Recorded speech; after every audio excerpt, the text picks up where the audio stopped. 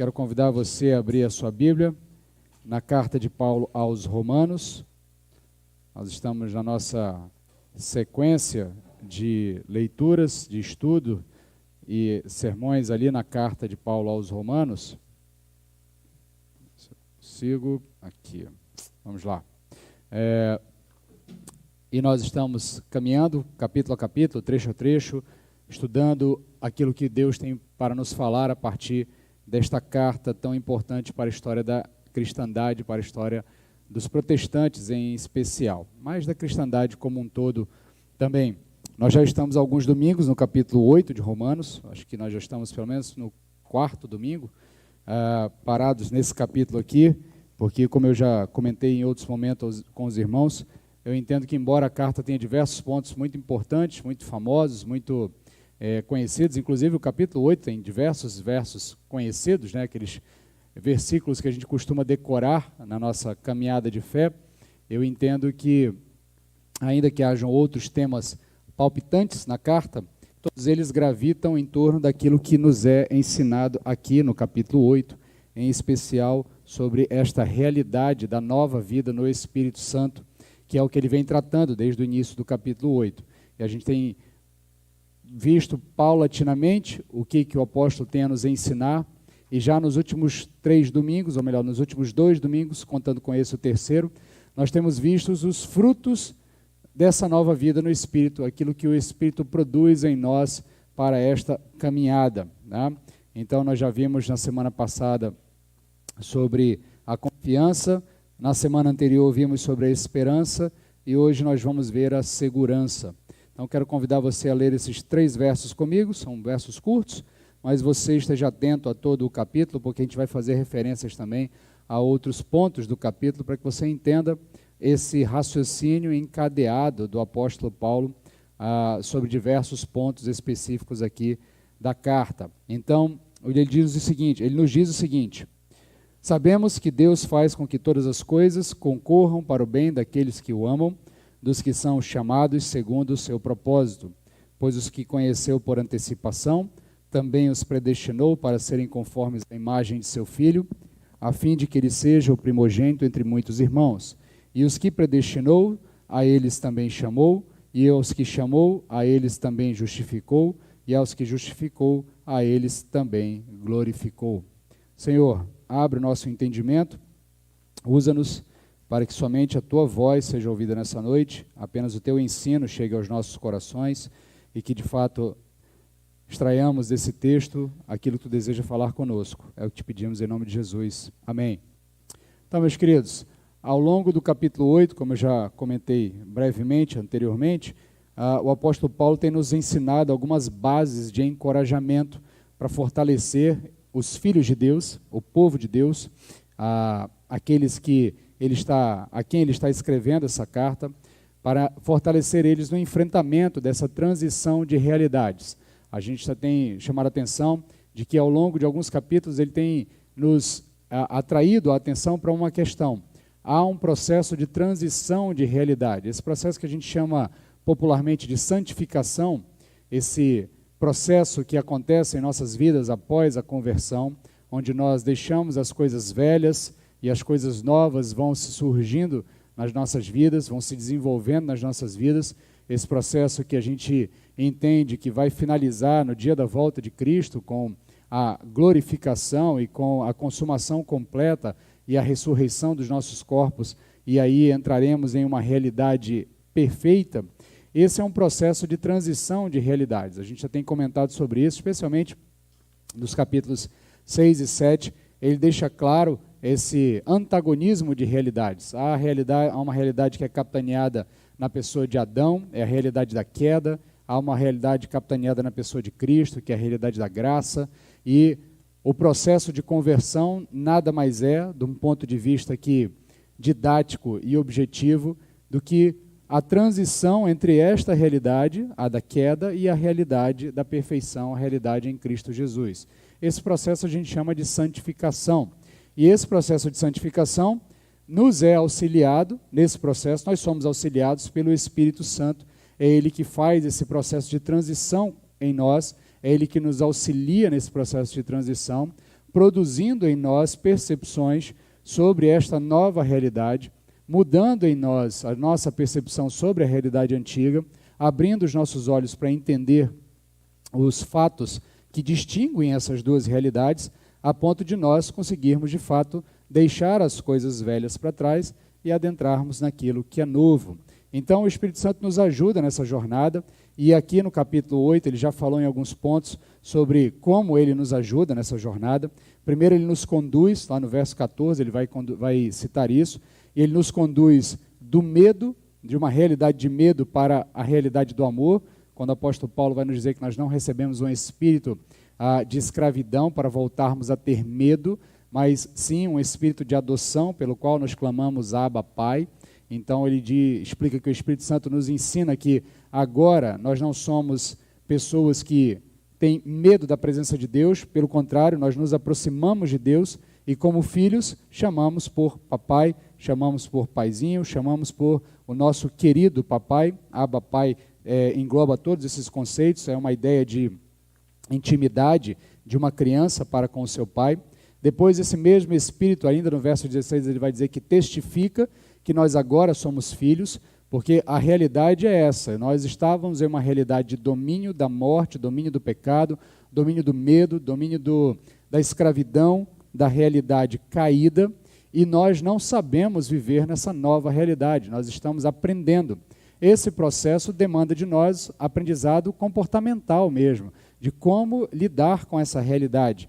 Então, muitas vezes nós vamos duvidar de nós mesmos, vamos duvidar dessa realidade. Será que de fato eu estou nessa realidade de perfeição, nessa realidade de justificação?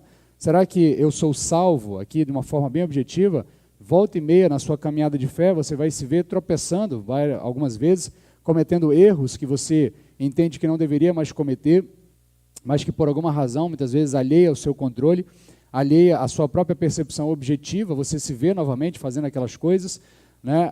É o destratar alguém de uma maneira equivocada, quando você já deveria ter aprendido a tratá-la ou a tratá-lo de uma maneira melhor. É muitas vezes o linguajar, é o pensamento, é os desejos, é o comportamento mesmo, que muitas vezes nós nos pegamos tropeçando em coisas que nós entendemos que são erradas, mas volta e meia a gente se vê cometendo aquilo.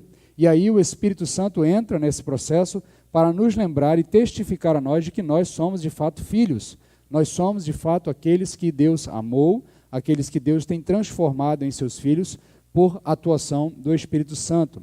E aí depois ali do verso 18 ao verso 25 ele vai nos falar da esperança, que nós vimos ali há 2 domingos atrás, deixando claro para nós que essa consumação de que nós nos tornaremos filhos de Deus, essa completa adoção que nos é prometida por essa ação do Espírito Santo em nossas vidas, nos é garantida pela presença do próprio Espírito em nossas vidas, e isso enche os nossos corações de esperança, porque se temos certeza de que isso de fato vai acontecer, se temos esperança de que isso de fato vai acontecer, nós podemos caminhar e enfrentar as adversidades, os problemas da vida, as batalhas, aquilo que se opõe a nós muitas vezes, o próprio inimigo que se opõe a nós nessa caminhada, nós enfrentaremos porque temos essa esperança de que de fato essa realidade, essa consumação, essa transição entre uma realidade caída e a realidade da perfeição, ela de fato acontecerá. E nós, se somos filhos, porque o Espírito testifica em nossos corações que nós somos filhos de Deus, esses filhos de fato então receberão a herança. Que herança é essa? A mesma herança que Cristo recebeu. Eu venho dizendo aos irmãos, inclusive na escola bíblica eu tenho reforçado isso com os irmãos aqui pela manhã, a gente tenta unir o estudo da manhã com as mensagens da noite, para a gente aproveitar mais o tempo e sedimentar mais essas informações. Essa realidade da promessa do Espírito para nós e da promessa de Deus para nós nesse processo de transição é de que, de fato, a sorte de Cristo será a nossa sorte. Então, se Cristo morreu e ressuscitou, nós temos esperança de que nós, ao morrermos, também ressuscitaremos. Se Cristo, ao ser ressuscitado dentre os mortos, pelo poder do Espírito Santo, recebeu um corpo glorificado, que não está mais suscetível ao poder do pecado, nós temos a esperança de que isso acontecerá conosco também. Então, nós cremos que a sorte de Cristo é a nossa sorte. A herança de Cristo, a glorificação, também é a nossa herança. A glorificação também é a nossa herança. Por isso, aguardamos a glorificação. Por isso, inclusive, ao longo do capítulo 8, ele vai dizer, o apóstolo Paulo, que a própria criação como um todo anseia e geme pela manifestação dos filhos da graça, dos filhos da luz, desses, os filhos de Deus, a igreja, o povo de Deus, porque à medida que esse povo vai se manifestando, à medida que esse povo vai se avolumando, à medida que esse povo vai se concretizando no projeto divino de formação desse povo, a criação pode almejar e esperar um dia voltar a viver em paz por completo, da forma como ela foi projetada originalmente. Então há uma expectativa da própria criação. E aqui eu inclusive comentei que você não deve entender no texto que o apóstolo Paulo dá à criação uma espécie de identidade própria, no sentido como se ela fosse uma entidade, né? Como muitas vezes as pessoas gostam de falar a mãe natureza ou a criação como se fosse uma espécie de deidade que tivesse identidade própria. Mas a ideia aqui é que, em certo sentido, o pecado abala todo o cosmos. Quando o pecado entra na história da humanidade, ele não abala apenas a realidade do homem, ele abala a realidade de todo o cosmos, porque o cosmos sofre por conta do pecado. E a terra, a criação, sofre por conta do pecado. A terra, que deveria viver em harmonia com o seu orientador, com o seu administrador, o ser humano, agora vive em guerra com o ser humano. Então, a terra que deveria brotar de bom grado aquilo que nós plantássemos, agora precisa ser trabalhada, nós precisamos lutar com ela, nós precisamos plantar, colher, esperar, regar, preparar, a fim de que possamos tirar da terra o nosso sustento. O que deveria ser um processo natural e sem esforço, por conta do pecado, passa a ser um processo de luta. Então, a criação também aguarda pelo momento em que ela vai voltar a ser aquilo a que ela foi projetada originalmente, essa harmonia. Então, nós aguardamos essa herança, esse momento em que tudo será concretizado. E aí, ali do verso 26 ao verso 27, ele vai nos falar da esperança que está associada com a intercessão do Espírito, pois agora, uma vez que nós compreendemos que somos filhos, nós podemos nos aproximar de Deus. Contudo, muitas vezes nós fazemos essa aproximação de maneira equivocada, foi o que nós vimos na semana passada. Nós temos dificuldade em nos comportar como filho e pedir aquilo que, de fato, um filho que tem consciência de quem é o seu pai e de quais são as suas necessidades, deveria pedir. Muitas vezes nós nos ocupamos de pedir aquilo que não precisamos. E aí o Espírito Santo nos socorre nesse momento, nos auxiliando intercedendo por nós, e aqui de novo há uma expressão de gemidos, né? E inclusive o comentarista John Stott, quando ele comenta esse bloco aqui, ele chama dos 3 gemidos, né? Porque a terra geme, nós gememos e o Espírito Santo também geme e se contorce. Então, nesse sentido, o Espírito geme e se contorce aqui, no sentido de que ele se esforça, no sentido de que ele aguarda, ele deseja veementemente que o que de fato nós precisamos chegue a Deus como intercessão. Então ele se esforça nesse sentido para que aquilo que de fato nós precisamos chegue a Deus em intercessão, ele mesmo fazendo essas intercessões, a fim de que a vontade de Deus, que é boa, perfeita e agradável, sempre aconteça na vida de seus filhos. Por isso é que o apóstolo pode começar o verso seguinte, ele terminou isso na semana passada, nós vimos essa confiança que temos de que nossas orações serão sempre respondidas, por isso ele pode abrir o verso 28 dizendo, sabemos que Deus faz com que todas as coisas cooperem ou concorram, segundo a minha versão, para o bem daqueles que amam, daqueles que são chamados segundo o seu propósito. Então, uma vez que as nossas orações sempre chegarão a Deus, imbuídas do que de fato nós precisamos, porque o Espírito Santo se encarregará de fazer essas orações por nós, corrigindo as nossas orações, intercedendo por nós, então nós temos plena convicção de que todas as coisas concorrem para o bem daqueles que amam a Deus. Ou seja, há um processo de Deus, um processo divino, um processo da parte do próprio Deus de organizar toda a história, a fim de que absolutamente tudo que aconteça na nossa história concorra, se una, se ajunte em um processo único, se concatene em uma força-tarefa única para que aquilo que é melhor para nós aconteça em nossas vidas. E aí é isso que nós vamos ver na noite de hoje, na mensagem de hoje. Nós veremos então a segurança que nós temos nessa jornada, essa segurança que nos é garantida por essa ação divina e por todo esse contexto da ação do Espírito Santo que nós vimos ao longo do capítulo 8. Então, primeiro nós vamos ver a divina providência em favor dos filhos. Está contida ali no verso 28. Sabemos que Deus faz com que todas as coisas concorram para o bem daqueles que o amam, dos que são chamados segundo o seu propósito. Então, primeiro você precisa entender desse verso aqui, que o que Paulo está tratando aqui, ele pressupõe que há uma convicção, tanto dele, ele pressupõe que há uma convicção dos seus leitores e há uma convicção muito clara da parte dele. Ele não duvida dessa realidade, tanto que ele inicia o verso dizendo, sabemos, nós temos certeza disso. Nós temos plena convicção de que todas as coisas concorrem para o bem daqueles que amam a Deus. E de onde vem essa convicção do apóstolo Paulo? E de onde vem essa convicção dos seus leitores originais? Porque ele está falando com seus leitores, eles pressupõem que seus leitores também tinham essa mesma convicção.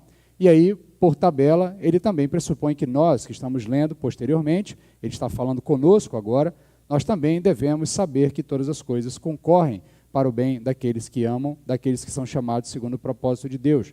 Então, devemos notar que não há dúvidas na mente do apóstolo, ele pressupõe também que na mente de seus leitores não há, ele afirma, nós sabemos, à luz de tudo que já foi explanado, e é de se esperar que não haja mais nenhuma dúvida de que o Senhor trabalha em prol do seu povo. É isso que ele tem ensinado ao longo de todo o capítulo 8, e dentro do contexto da carta toda, ele tem mostrado uma ação divina, uma ação soberana, uma ação que vai além do tempo, e nós vamos ver isso nos próximos versos, ela extrapola a própria realidade do tempo, a fim de fazer aquilo que é melhor para os seus, a fim de fazer aquilo que é melhor para aqueles que o amam, organizar toda a história para que os que o amam, de fato, experimentem sempre a boa e perfeita vontade de Deus. Então, ele afirma isso, não há dúvidas na cabeça do apóstolo, ele espera que seus leitores também não tenham dúvidas em relação a isso, ele faz uma afirmação peremptória, porque à luz de tudo que ele já explicou até agora, à luz desse pequeno resumo que nós fizemos aqui no próprio capítulo 8, vendo nos versos tudo aquilo que o Espírito tem trabalhado em nós, os frutos que ele tem produzido em nossas vidas, essa transformação, a confiança, a segurança, a esperança, a condução, a intercessão, todos esses processos de ação do Espírito Santo em nossas vidas, nos dão a plena convicção de que absolutamente tudo o que acontece na nossa caminhada de fé acontece para o nosso bem. Então, olhando para o texto agora, a gente pode fazer algumas perguntas para tentar entender melhor o texto, e aí nós podemos fazer a seguinte pergunta, nós sabemos o quê? Sabemos que todas as coisas concorrem para o bem. E o que isso significa para nós? O que isso nos quer dizer? A resposta, por certo, envolve tudo que já foi dito até agora, que já foi explanado pelo apóstolo Paulo até agora. Então, é certo que todas as coisas não podem ser olhadas de maneira restritiva, não pode ser olhado apenas de uma maneira restritiva. De fato, todas as coisas concorrem. Então, em certo sentido, as coisas mais simples e as coisas mais complexas, as coisas mais banais e as coisas mais preocupantes ou mais importantes, todas elas de fato concorrem. Mas dentro do contexto da carta, ele está falando de alguns eventos específicos. Ele está tratando de algumas ações ou de alguns eventos na caminhada de fé muito específicos. No verso 18, ele abre dizendo o seguinte, considero que os sofrimentos do tempo presente não se podem comparar com a glória que será revelada em nós. Então, a princípio, ele está considerando aqui muito mais as adversidades da vida do que propriamente as questões mais banais e mais triviais, embora todas essas questões também, em certo sentido, concorram para o bem daqueles que amam ao Senhor. Mas, de fato, ele está falando muito mais aqui das adversidades, porque é o contexto geral, a sua preocupação é explicar para nós como enfrentar as adversidades nesse processo de transição de uma realidade para outra, e ele deixa claro que essas adversidades, elas concorrem para o bem daqueles que amam a Deus, daqueles que são chamados segundo o seu propósito. Então, a priori, o que o apóstolo Paulo quer nos dizer é que as adversidades e os sofrimentos que nos unem a Cristo, como ele vai dizer no verso 17, do mesmo capítulo 8, nós somos unidos a Cristo em seus sofrimentos. Ali ele vai fazer um comentário sobre isso. Então essas adversidades e o nosso sofrimento contribuem para o nosso bem. O pensamento central do apóstolo aqui é que no soberano amor e na sua soberana sabedoria, tudo é levado a convergir e contribuir para esse alvo, o bem daqueles que amam a Deus. Muitas das coisas envolvidas são más em si mesmas. Muitos desses eventos, aparentemente para nós, são ruins, são maus, são difíceis de entender. Uma fatalidade, uma adversidade, uma doença, uma frustração na vida, e a gente falou em outros momentos de que, por vivermos ainda em uma realidade caída, as adversidades e os problemas são uma certeza, nós enfrentaremos problemas, nós teremos dificuldades, a vida não será um mar de rosas. E aí eu, inclusive, disse aos irmãos que qualquer credo cristão, qualquer igreja que lhe prometa parar de sofrer, está mentindo para você, porque é impossível, na caminhada de fé, na transição, nesse deserto espiritual que nós vivemos, na saída da escravidão e indo em direção a novos céus e nova terra, é impossível não passarmos por algum tipo de provação, é impossível não passarmos por algum tipo de sofrimento. Então, uma igreja que diga para você que você vai parar de sofrer porque você vai se aproximar de Cristo, isso não é o que o texto bíblico nos ensina.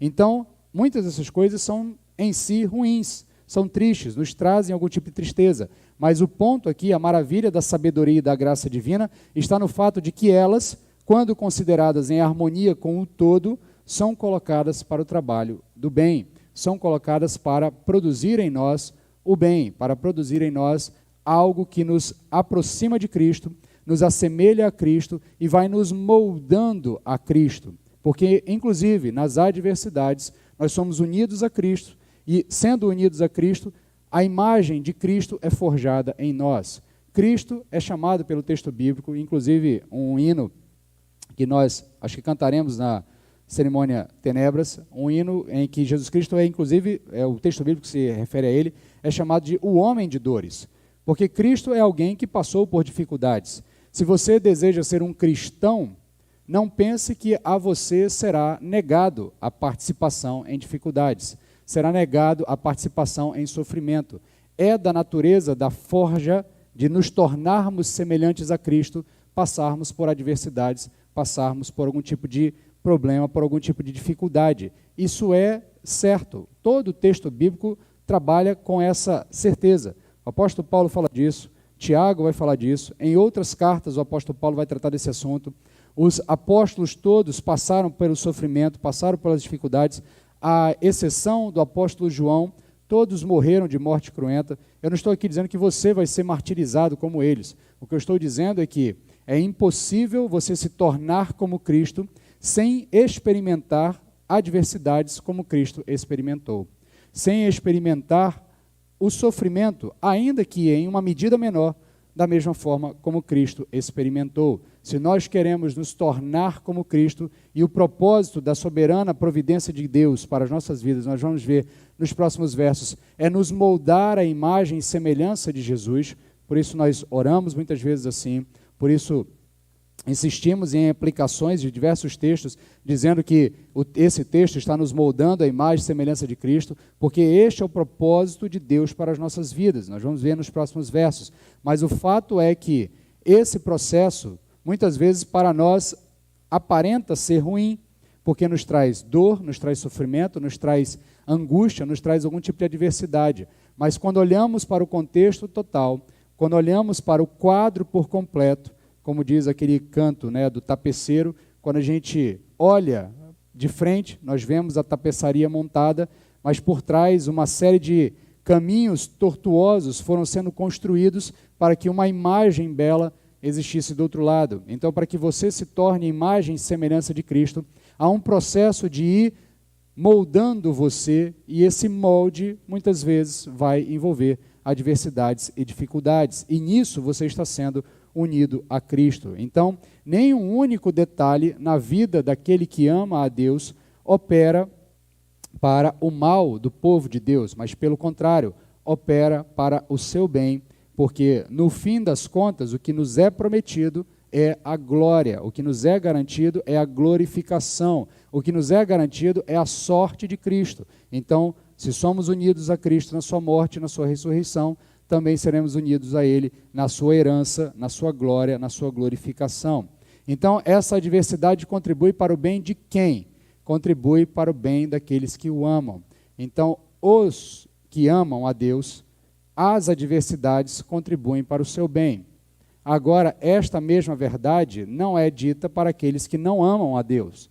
Então, sim, de fato, aqueles que não amam a Deus, as adversidades não contribuem para o seu bem, elas contribuem para o seu mal. E aí você pode ver o comportamento muito claro, a diferença de comportamento entre um crente e um descrente diante da adversidade.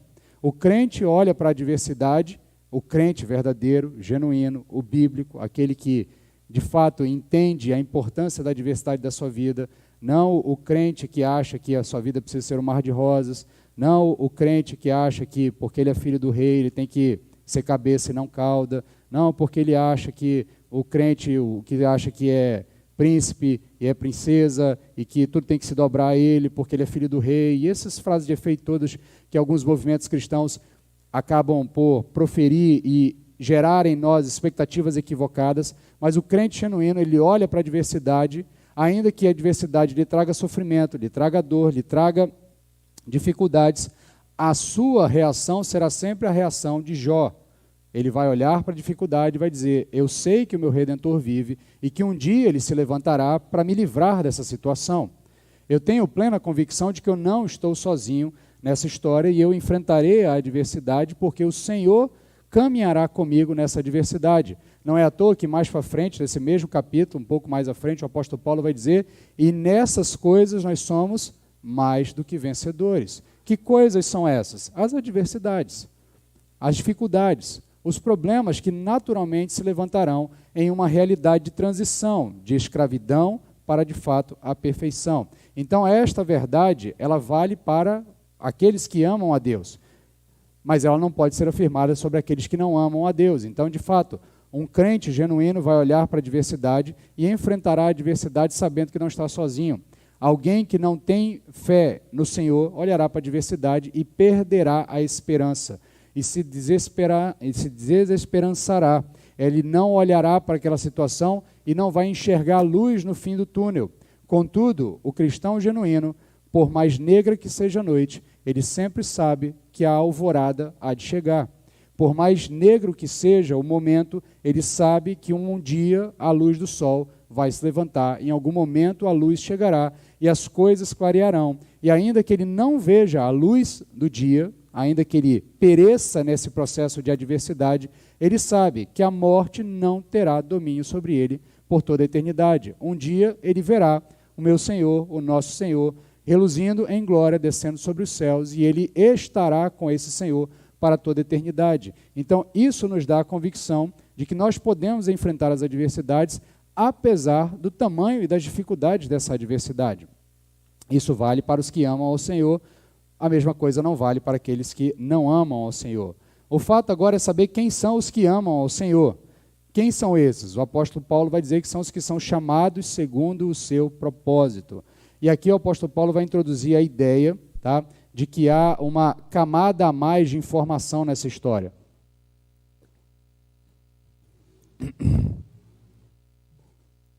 Aqueles para quem todas as coisas cooperam para o bem são aqueles que amam a Deus. Mas quem é que ama a Deus? Certamente, pelo contexto, nós já entendemos que são os filhos de Deus. São, no caso, os justificados. São todos aqueles que o apóstolo Paulo tem falado desde o começo da carta. Tem deixado claro de que essa perspectiva que está sendo apresentada desse evangelho, que é poder de Deus para a salvação de todo aquele que crê, que produz justificação, que vai produzindo esse processo de santificação, que nos dá a adoção, que nos dá a todas essas bênçãos no Espírito que são desenvolvidas em nós nessa transição. Esses são os que amam o Senhor, esses são os que são chamados segundo o seu propósito. Então, certamente, ele está falando dos filhos de Deus, no caso, os justificados. Até agora, na carta, o apóstolo Paulo falou de uma perspectiva dos eventos a partir de uma visão ou de uma perspectiva do homem, do indivíduo, que é o objeto dessas ações. Então, até agora, ele falou do Evangelho atuando para nós e nós olhando o Evangelho e vendo o que o Evangelho faz em nós. Agora, ele introduz uma camada a mais nessa conversa, uma camada a mais nesse processo de compreensão desse grande ato de que é esse drama da salvação engendrado e atuado e executado por Deus. Ele agora parte a nos apresentar a perspectiva divina desse processo. Como Deus está enxergando esse processo. Até agora ele tem falado da nossa própria perspectiva. Ele falou de um evangelho que salva pecadores. Ele falou de pecadores que precisam compreender que são pecadores, porque todos os homens são pecadores. Então ele prova a partir de elementos humanos para os próprios homens, de que todos nós somos pecadores. Ele vai falar que todos precisam de justificação, ele vai explicar quem precisa de justificação, tanto judeus como gregos. Ele vai explicar que essa justificação não se dá por conta de herança genética ou de herança cultural, mas sim por uma ação de depositar fé, de crer numa promessa que é feita. E aí ele vai explicando tudo isso a partir de uma perspectiva humana, de uma perspectiva de homem falando para homem. E agora ele introduz essa nova camada, falando da perspectiva divina, de como Deus está operando nesse processo de salvação. Tudo isso para gerar em nós uma maior segurança de que esse processo, de fato, vai começar e vai terminar em nós. Então ele começa a tratar agora dessa perspectiva divina. Ele então agora, introduzindo essa perspectiva divina, ele explica que os que amam a Deus, os filhos de Deus, são aqueles que foram chamados segundo o propósito de Deus. E aí ele passa a falar no verso 29 da eleição e os seus propósitos. Tá? Verso 29. Pois os que conheceu por antecipação, também os predestinou para serem conformes à imagem de seu Filho, a fim de que ele seja o primogênito entre muitos irmãos. Ao introduzir essa perspectiva divina no ato da justificação, Paulo afirma que estes chamados são aqueles que Deus conheceu por antecipação. E o que isso quer dizer? Esse é um daqueles muitos textos da carta aos Romanos, que aquela ilustração que eu usei lá no começo das mensagens, dizendo que estudar a carta aos Romanos é como entrar num barco, pequeno barco, num rio caudaloso, que em alguns momentos o rio vai ficar mais violento, em outros momentos ele vai ficar mais tranquilo. Esse é um daqueles momentos em que nós temos aqui umas quedas d'água, porque esse é um ponto de discussão na carta, é um ponto de desentendimento entre algumas vertentes do cristianismo, do que de fato significa quem é esses que Deus conhece por antecipação, ou melhor, nesse momento em específico, o apóstolo Paulo aqui, a discussão nesse momento é o que é esse conhecimento por antecipação, como se dá esse conhecimento por antecipação. Então, no contexto bíblico, tanto o Antigo quanto o Novo Testamento, eu não vou adentrar em muitos detalhes exegéticos aqui para não ficar tedioso e chato aqui, isso a gente deixa para outros momentos de escola bíblica, não que a escola bíblica seja tediosa e chata, tá? Mas porque a gente tem mais tempo para debater, tem mais tempo para ler textos, confrontar textos, tá? Mas o fato é que eu quero chamar a sua atenção para o que eu entendo que é a preocupação do apóstolo aqui. Eu entendo que nem sequer a discussão sobre predestinação e eleição é o propósito do apóstolo Paulo nesse exato momento aqui. Ele pressupõe essas realidades, ele pressupõe esses conceitos e na sua escrita me parece que isso não está em debate, ele não está discutindo o que é isso. Ele mais para frente vai até abrir um pequeno debate sobre esse ponto. No próximo capítulo, quando ele vai falar dos vasos, da ação do oleiro, ali ele vai abrir um pequeno debate sobre o que é de fato essa soberana eleição, essa soberana ação divina em que Deus determina as coisas segundo a sua vontade. Mas agora ele está pressupondo que o seu leitor entende o seu conceito, o como ele trata, até porque tanto o Antigo como o Novo Testamento tratam da expressão conhecer, associada sempre à ideia de intimidade. Ela está ligada à ideia de você separar alguém para uma relação de confiança pessoal, que vai muito mais além do ato cognoscível. Então, conhecer alguém no texto bíblico não está intimamente ligado, não está ligado com a ideia de conhecer apenas de conhecimento, de sabedoria. Eu conheço o James, não é isso que o texto bíblico está tratando. Quando o texto bíblico fala de conhecimento, ele fala de intimidade, um conhecimento que muitas vezes está associado, inclusive, a um ato de amor. Tanto é que o texto bíblico usa, e não é eufemismo de quem traduz. Muitas vezes as pessoas tentam achar que é uma espécie de eufemismo para não usar uma expressão mais indecorosa no texto bíblico, né? Mas o fato é que quando o texto fala de que o marido teve relações com a sua esposa, o texto bíblico fala, este marido conheceu a sua esposa. Hoje de manhã nós vimos isso aqui, quando falamos da questão da encarnação de Cristo na escola bíblica, e vimos que o texto de Mateus é muito claro, dizendo que Maria permaneceu virgem e não conheceu o seu marido até que Jesus Cristo nasceu. Então, o texto é muito claro, e ali, para quem lê, está muito claro o que está querendo dizer. E é nesse contexto que o texto é usado, que essa expressão é usada ao longo de todo o texto bíblico. E volto a dizer, não é um eufemismo, não é um puritanismo dos tradutores, não é um puritanismo de quem escreve, até porque em outros textos há expressões mais chulas, há expressões mais duras, que muitas vezes para nós parecem ser um pouco ofensivas, né? O texto bíblico não tem essas preocupações. Quando a palavra mais dura precisa ser usada, o autor usa essa expressão, não há essa espécie de censura prévia, né, no texto bíblico, há uma liberdade do autor de usar palavras mais duras. É por isso que quando ele usa conheceu, ele está falando de intimidade. Então, os que Deus por antecipação conheceu são aqueles a quem Deus por antecipação, antes da história, antes do mundo acontecer, antes da realidade vir a existir, são pessoas a quem Deus desejou se relacionar com essas pessoas. São pessoas a quem Deus amou, são pessoas a quem Deus elegeu. É isso que o texto bíblico está dizendo.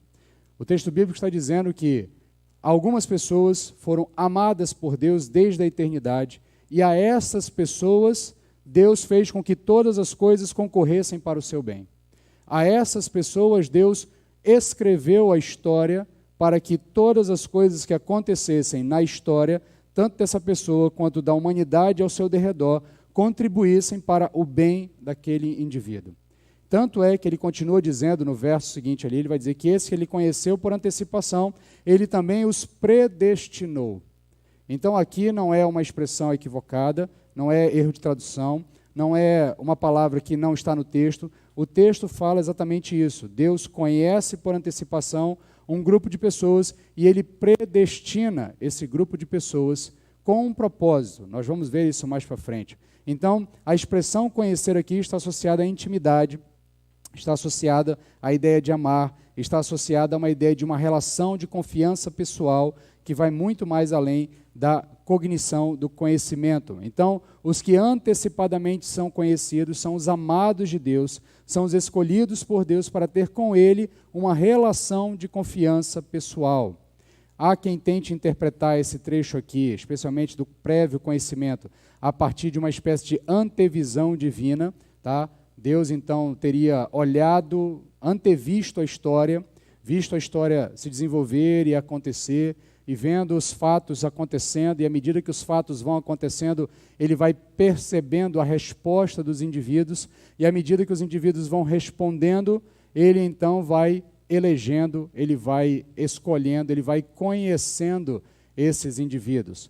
Contudo, o problema desse tipo de interpretação, e aí, obviamente, volto a dizer, eu não quero me aprofundar muito nesse debate, porque é um debate exegético, a gente precisa de tempo para destrinchar verso a verso, mas a grande dificuldade desse texto é que o fato de Deus ter que olhar na história o coloca numa condição de ser um mero espectador da história. E isso gera um problema, porque se a história não foi escrita por Deus, ela foi escrita por quem? Se não foi controlada por Deus, quem determinou os fatos? Quem é que está no controle da história da humanidade ou da realidade como um todo? Então, esse é um primeiro problema que nós temos. A segunda é que muitos olham para esse trecho e tentam afunilá-lo e dizer, ok, Deus escreve a história, mas ele então vai olhando aqueles que vão respondendo aos seus atos na história, e esses que respondem com fé, ele então elege eles, ele então ama esses, ele então escolhe esses, ele então decide se relacionar com esses.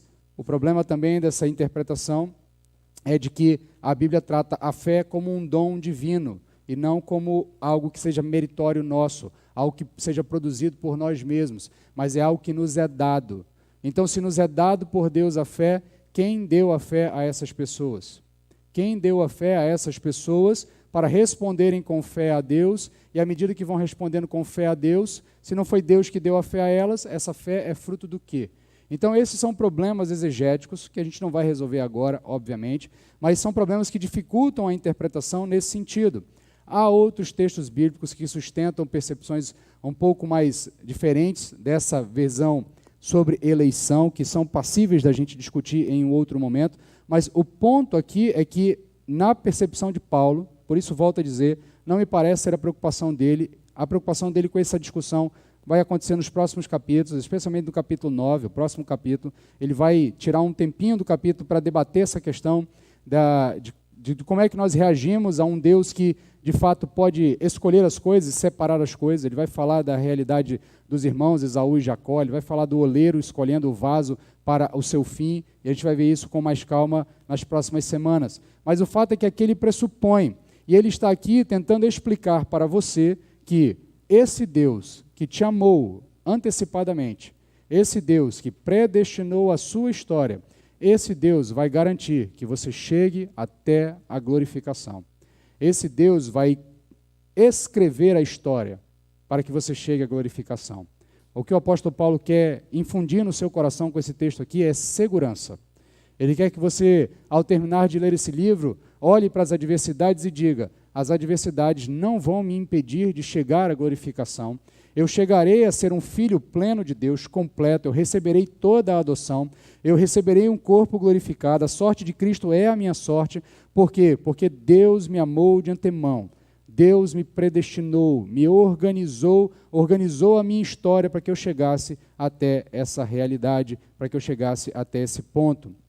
Então, não me parece aqui, como eu disse, ser a preocupação do apóstolo Paulo, nesse momento, falar dos eternos decretos de Deus, mas parece ser apenas um elemento do contexto que ele considera e pressupõe que os seus leitores compreendam com uma certa tranquilidade. Talvez por esse motivo ele seja tão sucinto aqui, e ele vai fazer aqui um encadeamento de raciocínio que ele não abre muito espaço para discussão. A gente vai ver nos próximos versos que ele simplesmente vai concatenando uma ideia com a outra. E, a partir disso, eu entendo que ele pressupõe que para os seus leitores aquilo é algo compreensível. Tanto que ele completa o raciocínio dizendo que os eleitos também são predestinados.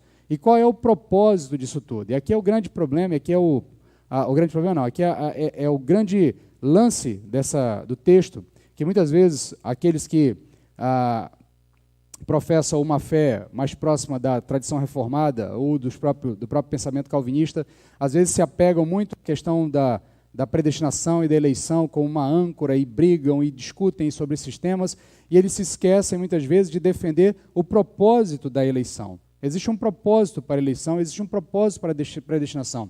Deus não te elegeu apenas para que você viva bem. Deus não te predestinou para que você seja melhor do que os outros. Deus te elegeu e te predestinou para que você seja formado à imagem e semelhança de Cristo. Esse é o propósito da predestinação. Esse é o propósito da soberana eleição. A preocupação de Deus ao olhar fora do tempo para pessoas que ainda nem sequer existiam e amá-las e desejar se aproximar delas foi para que essas pessoas se tornassem a imagem e semelhança de Cristo. Por isso, todas as coisas que acontecem na sua vida têm um propósito: forjar em você a imagem de Cristo. Montar em você uma imagem e semelhança de Jesus Cristo. Então, o propósito da soberana eleição e da predestinação divina é parecermos conforme a imagem de seu Filho, que é o que ele vai dizer no verso seguinte. Então, essa expressão, para serem conformes à imagem de seu Filho, define o destino para o qual foram designados os eleitos de Deus. Então, para que os eleitos foram predestinados? Para serem conforme a imagem do Filho de Deus, para serem conforme a imagem de Cristo, para serem moldados a essa imagem. Então, volto aqui a dizer o que falei lá no começo. Sim, as adversidades são colocadas nas nossas vidas para que nós sejamos moldados à imagem e semelhança de Jesus. As bênçãos são colocadas na sua vida para que você seja moldado à imagem e semelhança de Jesus. todas as coisas concorrem para que você seja moldado à imagem e semelhança de Jesus. Esse é o bem que Deus quer para você. O bem que Deus quer para você não é que você tenha apenas um casamento perfeito, um casamento bom, uma vida profissional satisfatória, que você ganhe bem, que você tenha o carro do ano, que você tenha um bom carro, que você tenha uma boa casa, que você tenha posse. É óbvio que Deus deseja coisas boas para seus filhos e Ele há de conceder coisas boas para os seus filhos. Tá? Ainda que as coisas boas não sejam exatamente aquilo que a gente espera que sejam coisas boas, podem ser um pouco menor, né? A gente muitas vezes acha que a gente só vai ser feliz se a gente tiver a conta bancária cheia, uma casa enorme, e muitos bens e muito patrimônio, e às vezes a gente pode perceber nessa caminhada de fé que dá para ser plenamente feliz e plenamente satisfeito com muito menos do que a gente imagina que é necessário. Mas o fato aqui é que, de fato, Deus quer coisas boas para o seu filho, mas o supremo bem que Deus quer para você, aquilo que Ele faz com que todas as coisas vão concorrendo, e se ajuntando, e se aglutinando, e se organizando e encadeando para que o bem aconteça com você, o bem que Ele está falando é você ser moldado à imagem e semelhança de Jesus.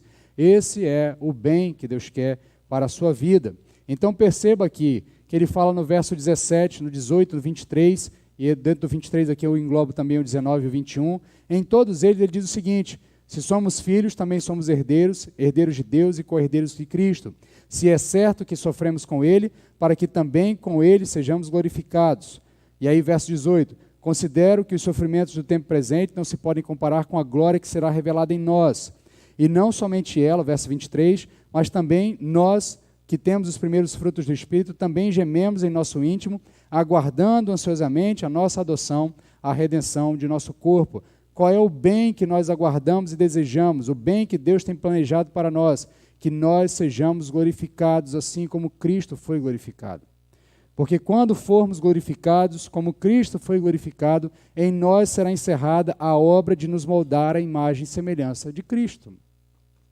Então esse é o supremo bem que Deus deseja para nós, é para isso que todas as coisas concorrem, é para isso que todas as coisas cooperam, tá? Então aqui, já de antemão, e aqui um pequeno parênteses, as interpretações muitas vezes infelizes que a gente faz desse texto, as aplicações infelizes que a gente faz desse texto.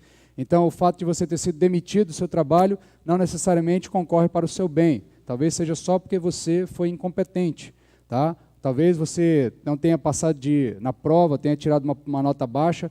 Não é porque todas as coisas concorrem para o bem daqueles que amam o Senhor. Talvez seja só porque você não estudou o suficiente. Mas o fato é que as adversidades da sua vida, de certo modo, moldarão em você a imagem e semelhança de Cristo. Então é para isso que as coisas concorrem, para que você seja moldado à imagem e semelhança de Cristo. Então, se talvez a sua demissão forje em você o caráter de Cristo, aí sim, as coisas concorreram para o seu bem. Se a sua reprovação em uma determinada prova forjar em você o caráter de Cristo, aí sim, as coisas concorrem para o bem da sua vida.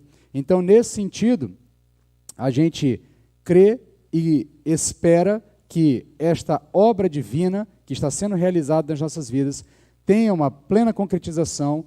Por quê? Porque todas as coisas concorrem para este bem, para este propósito. Então, ao longo de toda essa última parte do texto, o apóstolo Paulo tem em mente a conformidade com Cristo, que se concretizará quando os eleitos forem glorificados juntamente com Cristo. Esse é o propósito da eleição, esse é o propósito de nos tornarmos filhos de Deus. É para isso que nós fomos eleitos, para nos tornarmos filhos de Deus. Não é por outra razão que o apóstolo Paulo termina dizendo, a fim de que ele, Cristo, seja o primogênito entre muitos irmãos. O que Deus deseja é para si uma grande família, encabeçada, capitaneada por seu Filho unigênito e completada por diversos outras cópias idênticas e muito próximas do seu Filho unigênito. Esse é o povo de Deus. Esse é os filhos de Deus. A eleição é para este propósito, para que você seja alguém à imagem e semelhança de Cristo. Finalizando, então, no verso 30, ele vai, agora, de uma maneira até racional, encadear os eventos, organizar esses eventos, para nos apresentar a garantia do resultado esperado. Verso 30. E os que predestinou, a eles também chamou, e aos que chamou, a eles também justificou, e aos que justificou, a eles também glorificou. O tempo todo o apóstolo Paulo tem tentado infundir na mente dos seus leitores um sentimento de segurança. Tá? Então perceba aqui, eu vou fazer um breve resumo, já fiz outros resumos ao longo da mensagem, mas quero fazer um outro mais resumido ainda aqui, para que você perceba que a preocupação do apóstolo Paulo é dizer a você, você vai chegar lá, meu querido. Tá? Você vai chegar na consumação, você vai alcançar a glorificação, você vai alcançar a plena redenção, você vai se tornar filho de Deus por completo. Você, obviamente, e aí a gente vai falar mais no finalzinho aqui, há uma percepção do já e do ainda não, tá? Em certo sentido nós já somos filhos de Deus, mas em certo sentido nós estamos sendo forjados e formados como filhos de Deus. Então, a preocupação do apóstolo Paulo é infundir em nossos corações e na mente dos seus leitores que nós chegaremos a esse objetivo, a esse estado eterno. Então, primeiro, ele anuncia que o evangelho é o poder de Deus para a salvação, tanto de judeus como de gregos.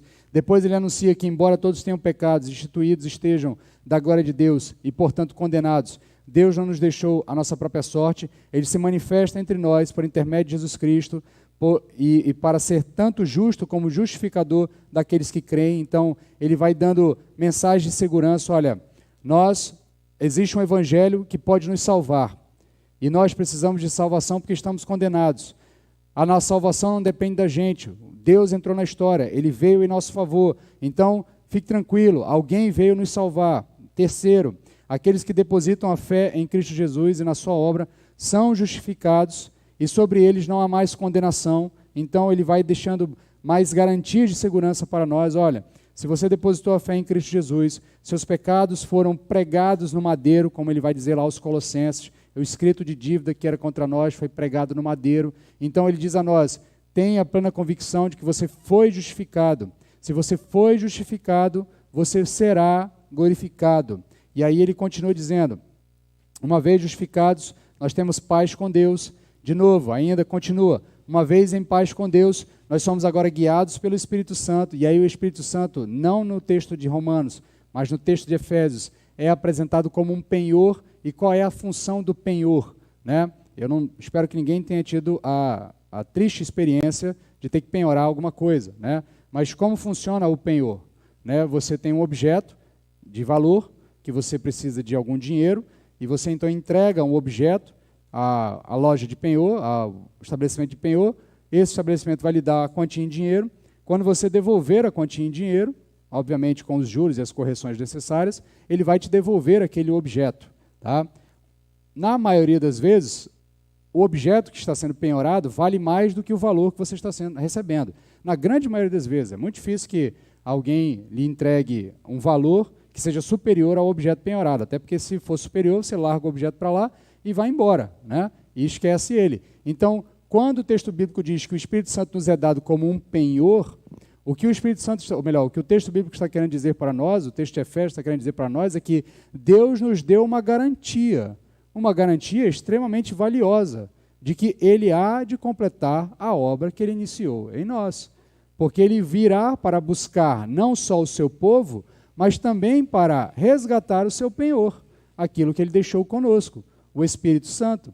Porque a gente às vezes não para pensar, ou não para avaliar o texto nas suas complexidades, mas assim como Cristo, enquanto esteve entre nós, nos seus 30 e tantos anos, esteve, em certo sentido, separado da Trindade, ontologicamente falando, o Espírito Santo, ao estar conosco nessa jornada em direção a novos céus e nova terra, ele também está separado da Trindade em um sentido ontológico.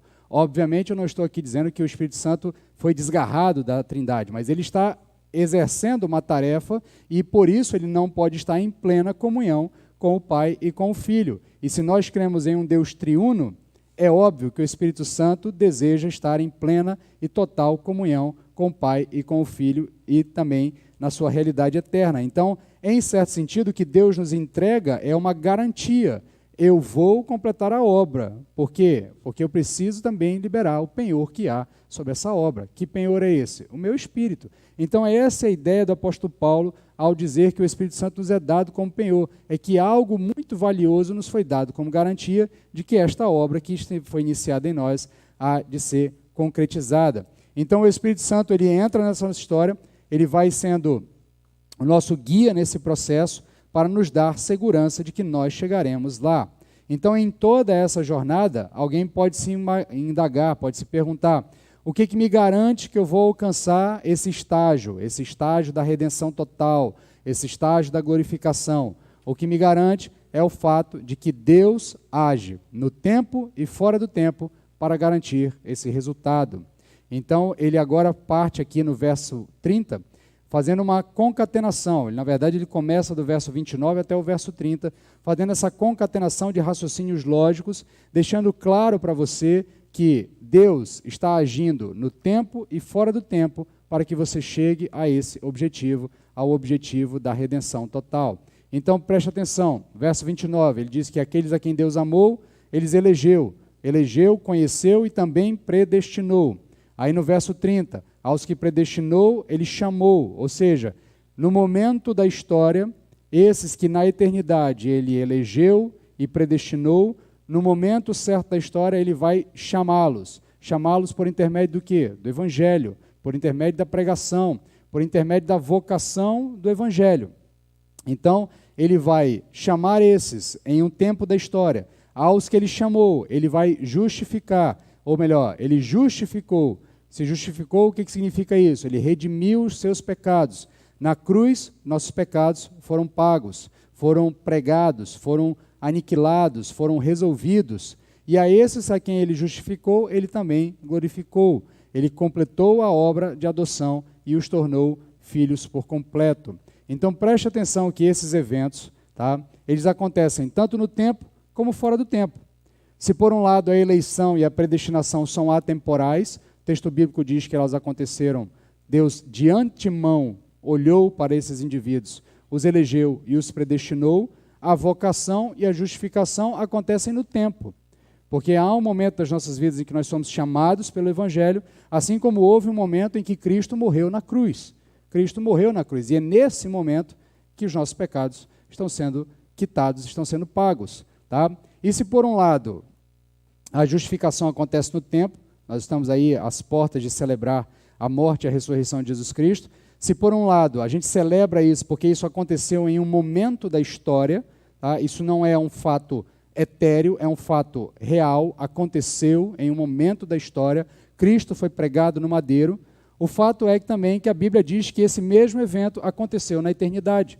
Apocalipse capítulo 18, verso 3, vai dizer que o Cordeiro de Deus, que foi morto desde a eternidade, esse é o Cordeiro vitorioso, esse é aquele que merece celebração. Então, em certo sentido, a justificação ela acontece no tempo presente e acontece também fora do tempo. Então, Deus está agindo no tempo e fora do tempo para que o seu povo seja moldado à imagem e semelhança de Jesus.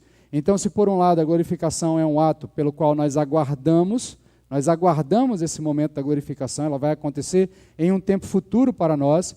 Paulo diz que os justificados já foram glorificados. Preste atenção que todos esses verbos ele usou no tempo passado. Nenhum deles ele usou no tempo presente ou futuro. Todos foram usados no tempo passado. Aqueles a quem ele predestinou, a eles vocacionou, aos que vocacionou, justificou, e aos que justificou, glorificou. Então, se por um lado essa glorificação vai acontecer no futuro, porque nós aguardamos essa glorificação, foi o que ele disse nos versos anteriores, aquilo que nós não vemos, aguardamos pacientemente, porque temos certeza que aconteceu com Cristo, então acontecerá conosco. Para Deus, isso já aconteceu. Então Deus age no tempo e fora do tempo para que o seu povo seja moldado à imagem e semelhança de Jesus. Então, ainda que esses eventos estejam acontecendo em tempos distintos, até mesmo em tempos nos quais nós não temos nenhum tipo de ingerência, o fato é que, da perspectiva divina, todos eles já são uma realidade. Então, o que isso me garante? Me garante que eu chegarei à condição de filho, porque para Deus nós já fomos plenamente glorificados. Nós estamos aguardando isso acontecer, mas da perspectiva divina, isso já aconteceu na nossa realidade. Isso é uma certeza que nos dá. O apóstolo Paulo trabalha isso ao longo desse texto, para que nós tenhamos essa plena certeza, essa plena convicção de que temos um Deus coordenando a história para esse propósito. O Deus que nos elegeu, nos predestinou a história para que fôssemos chamados ao Evangelho, para que encontrássemos justificação e, uma vez redimidos, chegássemos à glorificação e à plena adoção de filhos. Essas verdades, elas devem encher o nosso coração de segurança. Esse é o grande ponto do apóstolo Paulo. Ele quer que você saia desse momento de leitura desse texto e tenha o seu coração pleno de seguranças, de que você vai chegar a esse fim predeterminado por Deus, a plena glorificação e a sua plena transformação em filho. Finalizando aqui com algumas aplicações, Filipenses capítulo 1, do verso 6, o apóstolo Paulo diz o seguinte: aquele que começou a boa obra em vocês vai completá-la até o dia de Cristo Jesus. É basicamente isso que o apóstolo Paulo falou nos últimos versos. Aquele que começou a boa obra em nós, ele vai completar. E os nossos corações precisam estar cheios de alegria, cheios de segurança, cheios de certezas de que, ainda que as adversidades se levantem diante de nós, ainda que os inimigos se levantem diante de nós, e os inimigos aqui são os inimigos obviamente espirituais, e aí eles podem usar inimigos materiais para tentar nos tirar dessa caminhada, ainda que o acusador tente trazer à nossa memória coisas do nosso passado, aquilo que fizemos de errado, os nossos pecados, para nos fazer duvidar da nossa condição, o fato é que aquele que começou a boa obra em nós vai terminar. Então, meu querido, se você depositou a sua fé em Cristo Jesus, tenha plena convicção de que você vai chegar ao estado completo de filho de Deus. Isso é uma realidade para a sua vida. Isso é segurança. Deus é quem garante isso. Por isso que o apóstolo Paulo vai começar o próximo verso, e aí eu não vou adentrar, porque nós vamos ver isso na celebração da Páscoa, nós vamos estudar esse texto mesmo na Páscoa. Por isso que ele pode abrir o próximo verso dizendo o seguinte: diante de todas essas coisas, o que nós podemos dizer? Se Deus é por nós, quem será contra nós? Se Deus ordenou a história para que você se tornasse filho dele, quem é que vai impedir você de se tornar filho de Deus? Se Deus escreveu a história para que você se tornasse filho dele, quem é que vai fazer com que você não chegue até lá? Deus mesmo é quem organizou toda a história para que você chegue até lá. Por isso, meu querido, se tropeçar, levanta a cabeça e volta para o caminho. Se tiver dificuldade na caminhada de fé, ajoelha, pede ajuda a Deus e segue na caminhada. Se as coisas estiverem parecendo nebulosas e você não estiver entendendo os propósitos de Deus para a sua vida, agarra na mão do Espírito Santo e segue, porque você vai chegar até lá. Isso é segurança. A grande dificuldade na caminhada de fé é porque as pessoas querem que o resultado esteja ali delineado para a gente, que o mapa esteja todo explicado para nós. E, de fato, nessa caminhada, nem tudo vai ser explicado para nós. Mas o ponto principal já nos foi avisado, o resultado. Nós chegaremos lá. Chegaremos à condição de filho. Nós seremos completamente redimidos. A sorte de Cristo é a nossa sorte. Então, encha o seu coração de confiança, encha o seu coração de esperança e continue na caminhada, apesar das adversidades, apesar de qualquer barreira. Independente das barreiras, independente das dificuldades ou das tribulações, nada lhe impedirá de ser moldado à imagem de Cristo Jesus, pois esse é o supremo propósito de Deus para a sua vida. Quero convidar você agora a baixar a sua cabeça para uma breve oração, enquanto a equipe de música se organiza, e eu quero agora convidar você, depois da oração, a cantar o hino que nós cantamos anteriormente. Que segurança sou de Jesus. E a partir do que esse texto nos falou, eu tenho a expectativa de que você cante esse hino com uma outra visão dele. Apesar dele já ser um hino autodidático, já nos ensinar muito, mas eu espero que a partir dessa percepção, você de fato possa cantar e glorificar ao Senhor. Que segurança eu sou de Jesus. Vamos orar.